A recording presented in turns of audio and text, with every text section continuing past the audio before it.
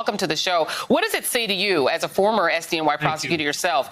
Thank you very much. That Cyrus Vance has brought in a couple of top prosecutors just in February. A guy named Mark Pomerantz, who specializes in white-collar crimes and has put mafia bosses behind bars, and who prosecuted John Gotti's son. What does that say to you?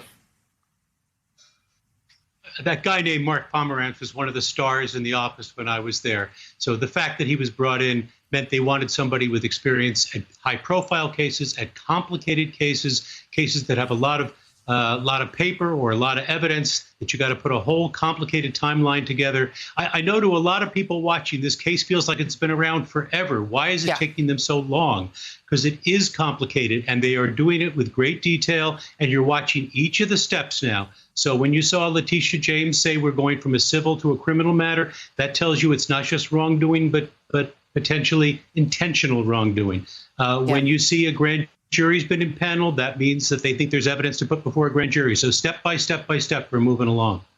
And can I just stay with you for just a moment? Because, I mean, as I mentioned, sitting on a grand jury, it is a lengthy process, but it's not usually 6 months. Can you just walk us through how that works? Why would a grand jury be seated for that long? And while that grand jury is seated, I know that most grand juries see a lot of cases all at once.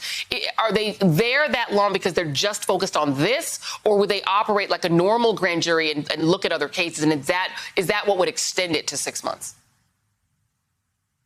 New York County, you've got two different kinds of grand juries. You've got what most people think of as the grand jury, where people will put cases in front of them for burglaries, armed robbery, murder, all the cases the DA's office will do.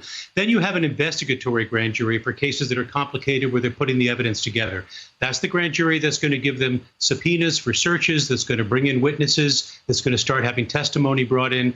It may not take 6 months. It could take longer than 6 months. They have the authority to go back to the judge and ask a judge to extend that grand jury. So nobody should think that this means something's going to happen tomorrow. Don't be waiting by your phone to get news of an indictment tomorrow.